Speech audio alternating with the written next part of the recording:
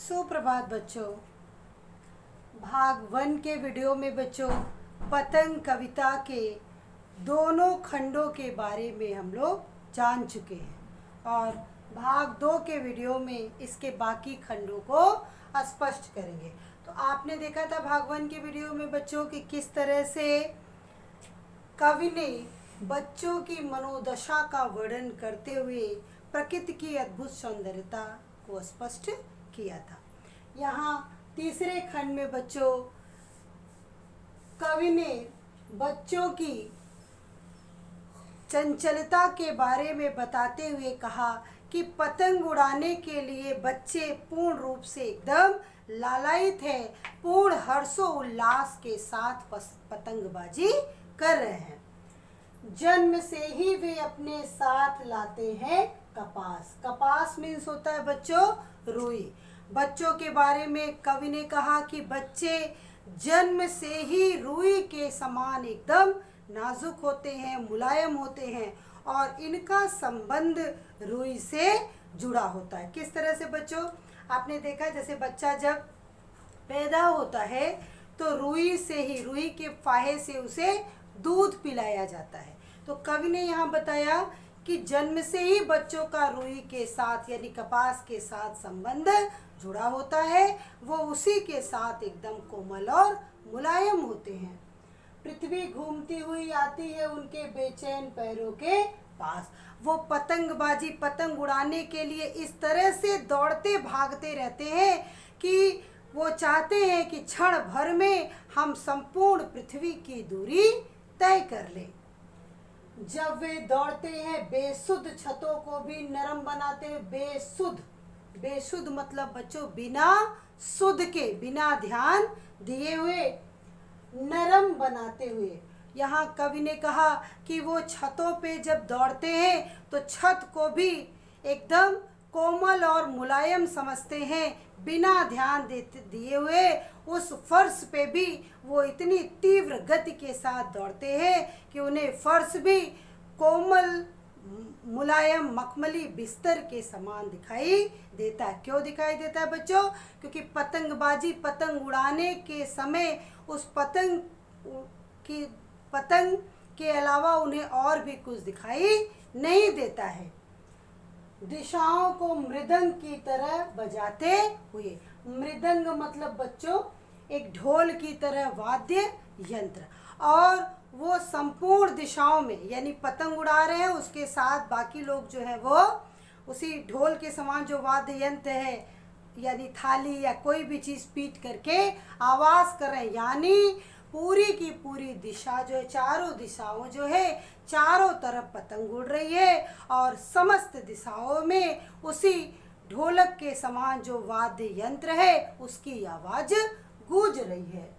जब वे पेंग भरते हुए चले आते, पेंग मतलब बच्चों बहुत तीव्र गति से, जैसे आपने सुना होगा कि पहले लोग सावन के महीने में जब झूला डालते थे तो उसकी गति को तेज करने के लिए पेंग मारते थे ना। तो यहाँ पे कवि ने कहा कि वो इस तरह से पतंग उड़ा रहे हैं पूरी मौज मस्ती के साथ, इतनी तीव्र गति से कि जैसे लग रहा है कि वो पेंग मार रहे हैं। डाल की तरह लचीले वेग से आके, जैसे बच्चों जब तीव्र गति से हवा चलती है, पेंग मतलब काफ़ी तीव्र गति से, जब तीव्र गति से हवा चलती है तो उस समय पेड़ों की जो डालियां हैं लचीली, वो तीव्र गति से नीचे पृथ्वी को छूती हुई इधर उधर हिल रही है। ठीक उसी डालियों के समान बच्चे भी पेंग भरते हुए पूरी छत पे चारों तरफ दौड़ भाग करके पतंग उड़ा रहे हैं। चौथा है बच्चों छतों के खतरनाक किनारों तक। कभी कभी तो ये स्थिति आती है कि वो पतंग उड़ाने में इतने लीन हो जाते हैं बच्चों कि उन्हें और किसी बात का ध्यान ही नहीं रहता। वो एकदम छत के किनारे पर पहुंच जाते हैं जहां से उनके नीचे गिरने का डर बना रहता है। उस समय गिरने से बचाता है उन्हें, और उस समय भी उन्हें गिरने से कौन बचाता है? सिर्फ उनके ही रोमांचित शरीर का संगीत। जो पतंग उड़ा रहे हैं उनकी पतंग की डोर बच्चों के हाथ में है, वही पतंग की डोर उन्हें बचाती है। कैसे बचाती है कि वो उड़ाते हुए पीछे गए किनारे तक जहाँ से गिरने का भय है, फिर वो पतंग उड़ाते ही आगे आ जाते हैं। तो कहने का मतलब शरीर का पूरा संतुलन उस पतंग की डोर से बंधा हुआ है। पतंगों की धड़कती ऊंचाइयां उन्हें थाम लेती है महज एक धागे के सहारे। जो पतंग की डोर है एक धागे के रूप में बच्चों, वो उनके शरीर के संतुलन को बनाए रखती है और वो पूर्ण रूप से छतों के किनारों से गिरने से बच जाते हैं। पतंगों के साथ साथ वे भी उड़ रहे हैं और बच्चों जितनी ऊंचाई तक उनकी पतंग जा रही है उतना ही ऊंचाई तक उनके मन के भाव भी विचरण कर रहे हैं। उन्हें ये लगता है कि जितनी ऊंचाई तक पतंग उड़ रही है मेरी, उतनी ही ऊंचाई पर मैं भी आसमान में उड़ रहा हूँ, अर्थात मैं पूरी बुलंदियों को छू रहा हूँ, सारी चीज़ों को मैं प्राप्त कर सकता हूँ।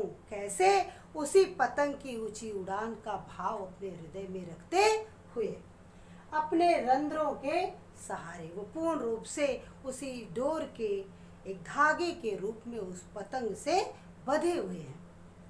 अगर वे कभी गिरते हैं छतों के खतरनाक किनारों से, और कवि ने कहा बच्चों कि कभी यदि ऐसी स्थिति आई कि वो पतंग उड़ाते समय जब छत के किनारों पे पहुंच जाते हैं और छत के किनारे से नीचे यानी शरीर का संतुलन बिगड़ जाता है और वो छत से नीचे गिर जाते हैं और बच जाते हैं तब तो, और गिरने के बाद भी यदि वो बच जाते हैं यानी उनको कहीं भी चोट नहीं लगती है ना, और भी निडर होकर सुनहले सूरज के सामने आते हैं। निडर मतलब बच्चों बिना डर के।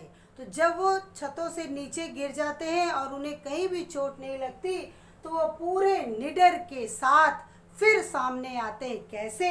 सुनहले सूरज के सामने, एक उगते हुए सूरज के समान वो फिर से एकदम बिना डरे हुए लोगों को सामने आते हैं। क्यों?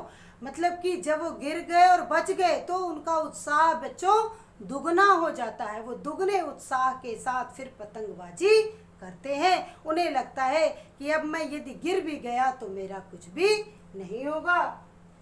पृथ्वी और भी तेज घूमती हुई आती है और वो पहले से अधिक और ज़्यादा चंचल हो जाते हैं और भी निडर होकर पूरी चंचलता के साथ इधर उधर भागने लगते हैं, अर्थात पतंग उड़ाने लगते हैं।